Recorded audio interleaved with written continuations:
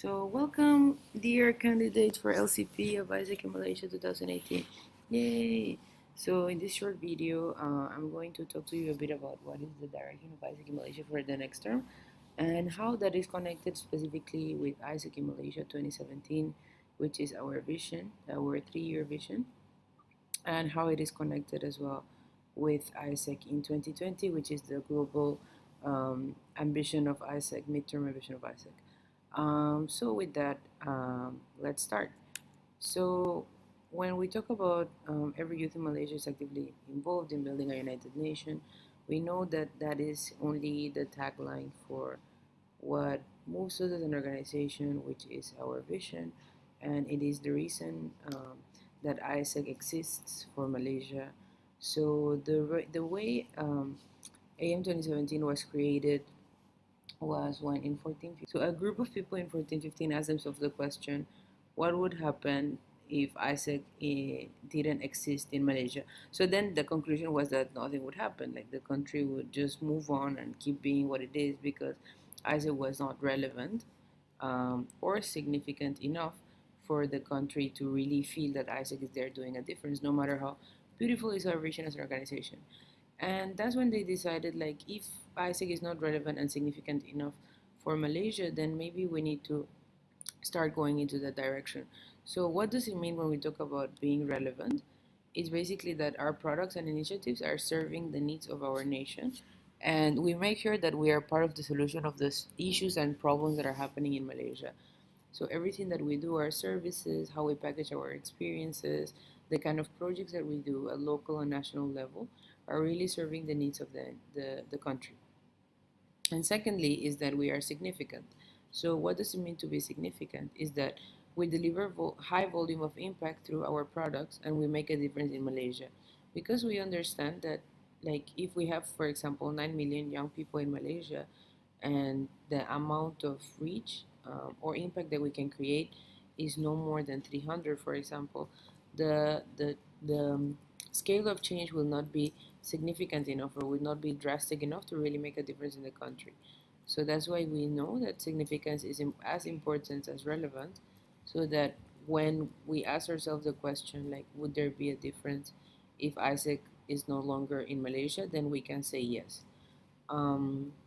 Yeah, so that's a bit of what is AM 2017. And in this term, which is 2017-18, there is a specific role that we need to play for the organization, right? So after having a lot of conversations with a lot of people, some of you, maybe some of older ISACers, we understand and we made the conclusion that in our term, we really need to focus on our internal infrastructure to be able to become more relevant and significant for us as Isaac in Malaysia. So what this means is that we really want to make sure that um, our people are at their best, that we can really develop our people so that they can drive the development and sustainability of our products. So why or what does that mean? What does it mean, development and sustainability of our products? It means that our products can can fulfill the purpose that they have by enabling leadership development in the young people of Malaysia. And sustainability means that in terms of our financial resources, our products are um, totally sustainable, which means the operation can keep happening throughout time. And that way, the impact that we are trying to achieve can keep evolving and progressing, right, in the future. So with that, of course, we have main focus areas that we want to focus on as an MC team so that we can drive this direction for ASIC in Malaysia. So the first one is network management. And the objective of network management is that we can enable a certain amount of people in the network to achieve their goal at 100%.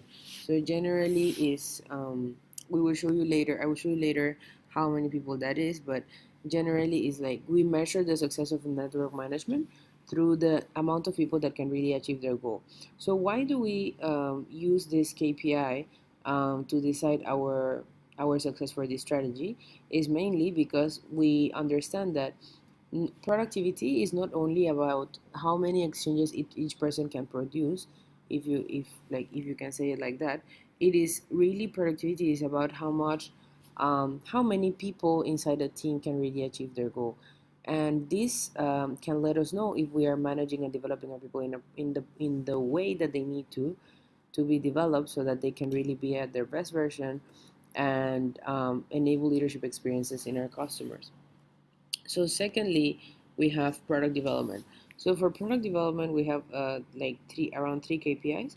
So one of them is the number of realizations, the numbers of completes, and the percentage of conversion to from realization to complete.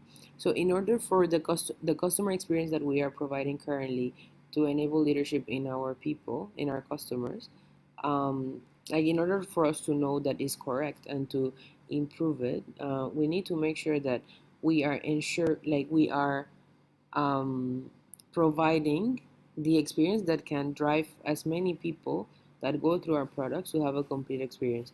That means that we are delivering 100% of our standards, which means that we are fulfilling our minimum role to enable leadership development in them. So that is the way that we choose to define success for our product development initiative. And lastly, we have financial sustainability, which basically is a percentage of sustainability for per each product. So what we mean by this is like how can we make the operation of our product sustainable through proper management of our financial resources, proper product pricing initiatives, and proper budgeting and reporting control in the financial resources of our products. So generally, that's the direction that we want to head as an organization to make sure that we can be more relevant and significant. But if you ask me, like, how does that translate into your goals or the things that you want to achieve? So firstly, before going there, I'm going to show you very fast how each of these three main like key drivers or strategies are actually contributing to AM 2017. So when we talk about network management, we know that we can become more relevant as an organization because by delivering the right kind of experience for our membership, a leadership experience that is intense and at the same time is facilitated, these people can do the same thing to our customers. So the way we are enabling leadership development in our customers will increase if we provide better leadership development for our people. While at the same time, if our people can achieve more their goals because of the development we are providing them, then we can grow as well in our the scale of our impact and we can become more significant. In terms of product development, we want to become more relevant. We want Isaac Malaysia to become more relevant through product development because we believe that if we can provide the right kind of experience for our customers and if we can convert a high amount of people to have a complete experience from the realization period, then we are being part of the solution for Malaysia.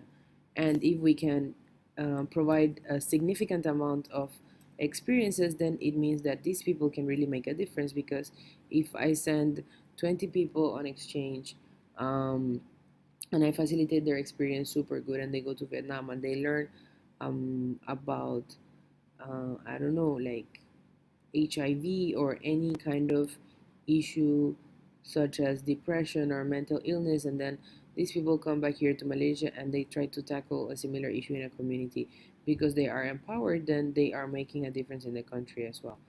um, and I'm only like, I don't know, a team leader with 3 or 4 people that can really enable that.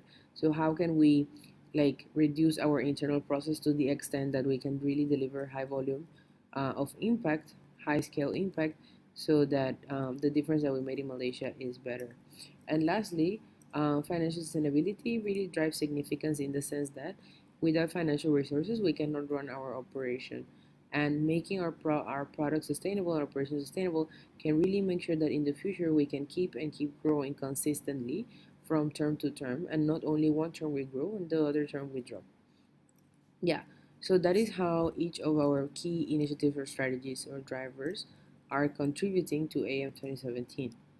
And now, how does that look like in terms of our wildly important goals? So, wildly important goals are the three things or three battles that we choose to fight for or that we choose to really invest on as a team and invest on as an entity as Isaac in Malaysia. So if you can see here on the left side, the purple, orange, and red quadrant, they have the amount of completes that we want to achieve in our term. Um, so For OGV, we promise to enable 500 completed experiences through enabling 80% of our OGV membership to achieve their goal while developing our product to reach 30% of profit in its sustainability. For which means that we are contributing to AM 2017 by making our operation enable the organization to be more relevant and significant. For IGV, we enable 1,288 completed experiences through enabling 80% of our IGV membership to achieve their goal while developing our product to reach 20% of profit in its sustainability. So for IGV, one key improvement how are we going to in terms of how are we going to drive the operation of the product is to solve the financial and legal risk issue that the product is having and is bringing for a local entity so that we can keep growing throughout the terms. And for IGET, we enable 42 IGTs and 51 IGE completed experiences through enabling 80% of our IGET membership to achieve their goal while developing our product to reach 30% of our profit in its sustainability, which can lead us to become more relevant and significant as well. Because at the end of the day, if you see the green, yellow, and blue colors, those are the initiatives and blocks that I was explaining to you before: network management, financial sustainability, and product development. Each of our really important goals have these elements embedded in the strategy to make sure that we are tackling the internal capacity issues that we chose for this term to be closer to achieve our vision as Isaac in Malaysia. And if you ask me how all of this is connected with Isaac 2020, I'm going to show you now. So Isaac 2020 is the midterm ambition of Isaac, which means that by the end of 2020, we want to become a leadership movement that shapes what we do around what the world needs, grows disruptively, and is accessible to everyone everywhere. So based on that, we have different projects and initiatives that globally we are running. So when we sit down and we think of the three main focuses that we want to have for our organization and why is that important for us, it is very easy to find connection with the roadmap into what are those initiatives that we need to do so that we can really achieve that. So the ISEC 2020 roadmap allows us to achieve our focuses: network management, product development, and financial sustainability through the implementation of the following projects. So the projects are the following. For for product development is improve ELD, which is basically working on improving our ELD product by focusing on supply and demand, MOS change management, and standards implementation. When it comes to customer flow implementation, it also contributes to product development because it ensures the standard and quality of the experience that we're delivering for our partners and our youth customers. For financial sustainability is basically implementation of finance standards at a local and national level, as well as implementation of accounting software and the guidelines of reporting that comes with, so that we can be more sustainable in our products. For network management, it's implementation of ISEC Hub as an internal communication and education channel, embedding LDA into talent management, which is basically doing personal goal setting based on the LDA for our membership and doing the brief based on the personal goal setting that they did based on LDA. So it means that in our team standards, these two, which is personal goal setting and debrief, are based on LDA data so that we can facilitate the leadership development of our membership. Talent attraction, which means finding out what is a specific type of talent that we're missing in our organization and really trying to get it by revamping the way that we are doing recruitment and selection. And lastly, improving the capacity of our team leaders by increasing management capacity through this project, which is basically how can we make sure that we're implementing our HR process from start to end in a way that our team leaders can really build capacity in our membership. Yeah. So if you have any questions, you can contact me at this email, president@isaac.my, and I will be super happy to answer all of your questions. And I hope that you learned a bit of how we are aiming to direct the organization for the next term. And yeah, So have a nice day. Bye bye.